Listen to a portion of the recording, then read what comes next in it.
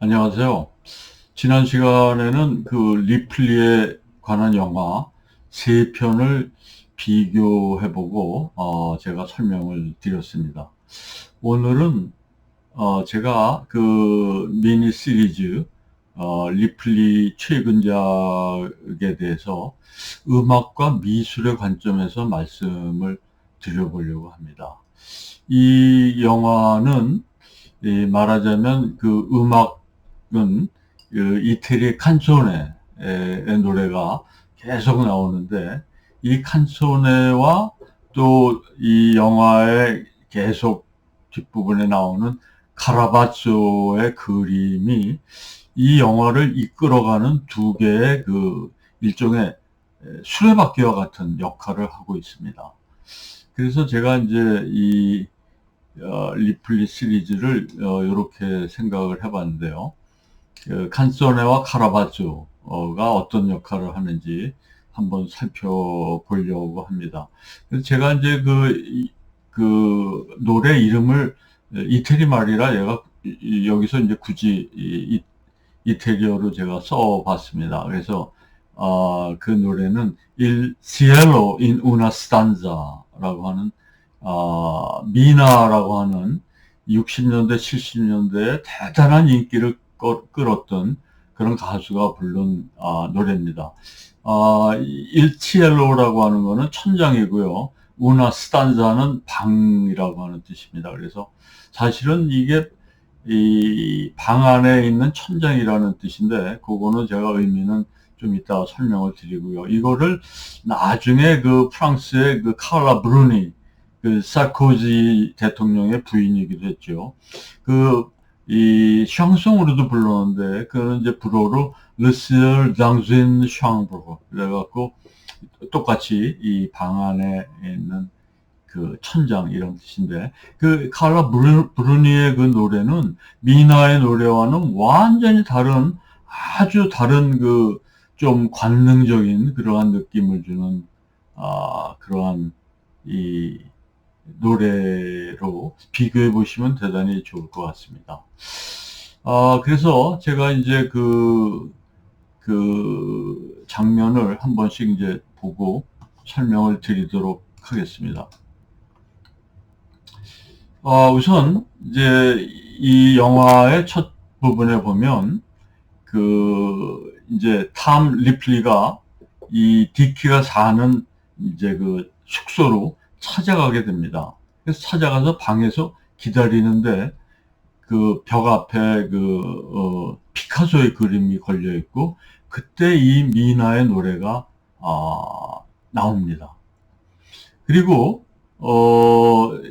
이 그 8부작 중에 2부에 가면은 그 미나의 노래가 이 처음부터 끝까지 하나의 이 공연장 같은 아주 멋진 그 지하의 어떤 꺄브 같은 데인데, 거기서 노래를 처음부터 끝까지 다 부르는 장면이 나옵니다. 그런데 특히 이때 부르는 가수가 정말 60년대 미나의 모습과 아주 흡사한 여인이 나옵니다. 머리도 짧고요. 얼굴도 비슷하고, 심지어 노래를 부를 때 미나의 독특한 손동작을 그대로 따라합니다. 그리고 실제로 노래는 미나의 노래를 립싱크 한 게 아닌가 하는 생각이 듭니다. 그래서 이 영화는 어떻게 보면 이 깐소네의 그 여왕이라고 할 수 있는 미나에 대한 오마주 같은 그런 느낌을 주는 영화이기도 합니다. 그래서 그걸 뭐 장면을 보여드리면 좋지만 제가 여기서 보여드릴 수는 없을 것 같고요. 그래서 이게 아마 그 첫 장면에 나오는 앞에 보이는 거가 피카소의 그림입니다. 그걸 보고 있는데 이 깐소네가 흘러나오죠. 그리고 이거는 이제 그 실제로 미나의 이 노래, 우리나라에서 이게 행복은 가득히라고 하는 이름으로 잘 알려져 있습니다. 이 노래를 부르기 시작하는 그 장면에 계단을 걸어 내려오는 장면입니다. 그래서 굉장히 아름다운 이 동굴 같은 이 꺄브 같은 데서 이 객석에 사람들이 있고 피아노가 있고 이제 가수가 내려오면서 이 노래를 시작합니다. 그리고 끝까지 부르는데 이 중간에 보면 이런 아주 미나와 아주 그 똑같은 그런 제스처까지 하는 그러한 장면을 볼 수 있습니다. 아마 이 감독이 아마 이 미나의 행복은 가득히 이 노래를 굉장히 좋아한 것이 아닌가 하는 생각이 듭니다. 그리고 후반에 가서도 이 주인공이 이 레코드 가게, 골동품 같은 가게에 가서 이 미나의 음반을 찾아서 가방에 챙기는 그런 장면도 나오고요. 그리고 이제 그 후반에도 마쥐가 나오는 장면, 또 그림을 그리는 장면에서도 이 노래가, 계속 흘러나오는 거를 들을 수 있습니다. 그래서 이 노래는 행복이 가득히라고 하는 노래는, 원래는 그 방 안의 천장이라는 뜻을 가진 제목이지만, 우리나라에서 이제 그렇게 붙이고, 이 노래는 원래 영화의 삽입곡이었습니다. 그래서 영화가 어떤 영화였냐면, 이스키아에서의 미래라고 하는 그러한 영화였는데, 아마 이태리 말로는, 아푼타멘토 아 이스키아라고 하는 그런 영화였는데, 이 노래가 워낙 유명해서, 로버트 드니로가 나오는 굿펠라스라고 하는 그 영화, 갱영화죠. 거기서도 이 노래가 나오는 장면을 볼 수 있습니다. 근데 이 노래의 뜻을 제가 좀 살펴보면요.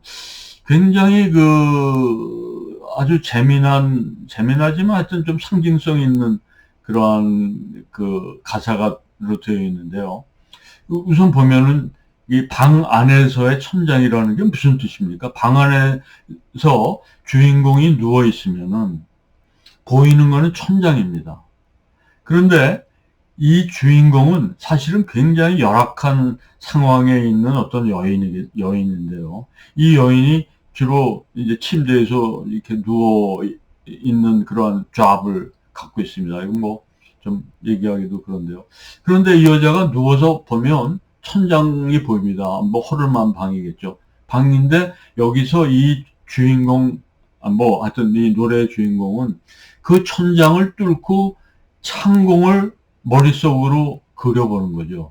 창공을 보고 그 푸른 창공에서 어떤 행복이나 어떤 자유를 느끼는 그러한 것을 상징하고 있는 그러한 노래가 아닌가. 이건 저의 개인적인 생각입니다만.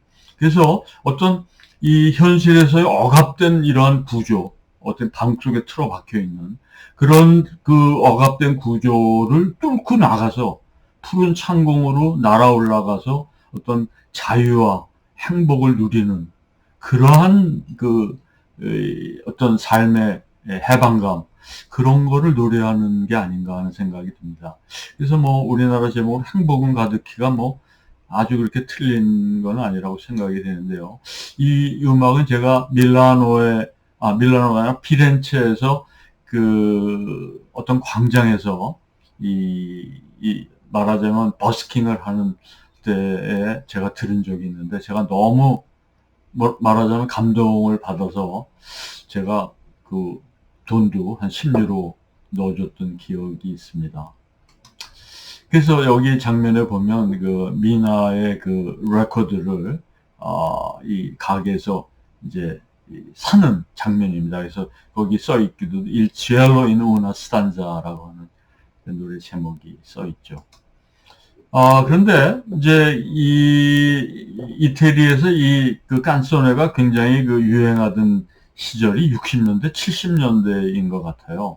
근데 이 영화에서 이제 실제로 보트에서 살인이 나는 장면은 어디였냐 하면은 이 두 주인공이 산레모로 갑니다. 산레모로 가서 보트를 빌려서 바다에 나가서 거기서 살인이 일어나는 거죠. 다시 말해서 산레모 앞바다에서 살인이 일어납니다. 근데 산레모라는 데는 어떤 데냐면은 60년대, 70년대 산레모 가요제로 굉장히 유명한 그런 지역입니다. 이 깐소네 가요제로 정말 유명했죠. 그래서 아마 나이가 좀 지긋하신 분은 다 알 텐데요. 질리오라 친케티가 부른 노놀레타, 나이도 어린데, 이 노래도 그때 65년인가에 그때 이제 입상한 곡 중에 우승곡은 아니었습니다만은 우승곡보다 훨씬 나중에 유명해진 곡이 있습니다. 그거는 이제 윌마 고이크라고 하는 가수가 부른 Le colline sono in fiore. 이제 우리나라에서는 그거를 이제 꽃피는 언덕에서 눈물 흘리고 이런 제목으로 붙였는데 원래 제목은 Le colline, 꼴리네라고 하는 게 언덕이고요. sono in fiore, fiore가 이제 꽃이라고 하는 이제 뜻입니다. 그래서 이 꽃피는 언덕이라고 하는데 너무너무 아름답고 감미로운 이 깐소네여서 제가 어떻게 보면 가장 좋아하는 그런 깐소네이기도 합니다. 그리고 그림 얘기를 하자면요. 이 카라바조의 그림이 이 영화에 이 처음부터 끝까지 계속 나옵니다. 왜냐하면 카라바조가 이 죽기 4년 전에 살인을 하게 돼요. 이 카라바조가 대단히 괴팍한 사람이었는데 살인한 후에 이제 이 체포령이 떨어지니까 도피를 해서 여기 이제 이 영화에도 나오듯이 나폴리로도 가고 나폴리 그다음에 시실리, 몰타 이렇게 갑니다. 그래서 나폴리에서도 그림을 그리고 또 이 시칠리아에 가서도 이 성당의 그림을 그립니다. 그 그림들을 이 주인공이 이 영화에서도 그 그린 그림을 따라가서 보는 장면들이 곳곳에서 나오는 것을 알 수 있죠. 그래서 여기서 특별히 제가 이제 소개하고 싶은 그림은 그 산 루이지 데이 프란체시라고 하는 이 성당이 있습니다. 이건 로마에 있는 성당인데요. 이 산 루이지 성당에 있는 그림을 보여주는 장면이 이 영화에 자세히 나옵니다. 그 성당에는 특별히 그 카라바조의 그림이 3부작이 이 한 채플 안에 있습니다. 그래서 이 그림들이 굉장히 유명한데요. 그래서 관광객들이 어마어마하게 가는데, 거기 가면 이 불을 꺼놓고 있는데, 그 돈을 넣으면은 불이 들어와서 그림을 잘 볼 수 있습니다. 그거는 뭐 꼭 돈을 벌기 위해서라기보다도 이 조명 때문에 그림이 상하는 것을 막기 위해서 이제 일부러 그렇게 해놓은 거죠. 이 영화에서도 이 주인공이 동전을 집어넣으면 불이 들어와서 볼 수 있게 되는 장면이 나옵니다. 이 장면 한번 보실까요? 이거는 이제 카라바조의 이제 그림책을 주인공이 보는 장면입니다. 그리고서 이제 성당에 가서 그림을 보게 되는데, 이게 이제 산 루이지에 있는 3부작, 마테오 3부작의 유명한 그림이 있는 그 채플입니다. 그래서 여기 보시면 이 세 그림이 다 마태복음의 그 마태죠. 그 마태에 관한 그림인데, 이 연대순으로 보면 제일 왼쪽에 있는 그림이 이제 이 예수께서 마태를 제자로 부르는 장면입니다. 그래서 너 이제 내 제자가 되라 이렇게 부르는 장면에서 이제 마태가 저요? 뭐 이러고서 이제 하는 그런 그림이 이제 제일 왼쪽에 있는 거고요. 가운데 있는 그림은 이 천사로부터 영감을 받아서 마태가 그 복음서를 쓰게 되는 그 영감을 받는 장면입니다. 그리고 오른쪽에 있는 끝은 이제 마지막으로 마태가 순교하는 그런 장면을 그린 3부작이 되겠습니다. 그래서 주인공이 이제 그림이 빛이 들어온 이 다음에 그 그림을 보는 장면인데, 제가 이제 로마에 가서 이 성당에 가서 이 그림을 보는데 거의 비슷한 각도로 제가 찍은 게 있습니다. 이게 이제 제가 실제로 이건 제가 찍은 사진인데요. 사진이 더 선명하게 보이죠. 그래서 이제 이 왼쪽에 예수로부터 이제 소명을 받는 마태, 그 다음에 이제 가운데는 이 천사에 의해서 영감을 받아서 이제 이 성경을 쓰고 있는 거고요. 이제 이 오른쪽은 이제 순교 당하는 장면을 그린 겁니다. 그래서 제가 이거를 찍으면서 저도 돈을 넣어서 이렇게 빛이 환하게 들어오는 이제 그런 장면을 제가 찍었습니다. 그리고 이 그림에서 가장 극적인 그림도 역시 카라바초의 그림인데, 카라바초가 죽기 1년 전에 그린 그림이 다윗과 골리앗의 그림입니다. 그 그림은 정말 살벌하게 짝이 없는데, 소년 다윗이 칼로 골리앗의 목을 베고 그 피 묻은 칼을 자기 바지에다 이렇게 닦고 있는, 그리고 이 골리앗의 머리채를 쥐고 골리앗을 바라보고 있는 그런 그림입니다. 이 그림은 로마의 보르게세 미술관에 소장되어 있는데요. 이 보르게세 미술관은 여러분들이 잘 아는 그 스페인 광장에서 계단을 쭉 올라가면 이제 교회가 하나 나오고, 교회에서 왼쪽으로 쭉 가면 이제 이 파크가 되는데 그 안에 있습니다. 근데 이 그림은 어떻게 보면 이 카라바초가 죽기 전에 바로 직전에 그린 그림인데, 이 마치 자기 자신의 인생을 후회하는 그러한 모습을 담고 있는 겁니다. 어떻게 보면 이중 초상화의 그림입니다. 이 영화에서도 이 그림을 설명해주는 미술 설명하는 사람이 그런 장면을 설명하는 그런 대목이 나오는데, 아마 영화를 잘 보시면은 알 수 있습니다.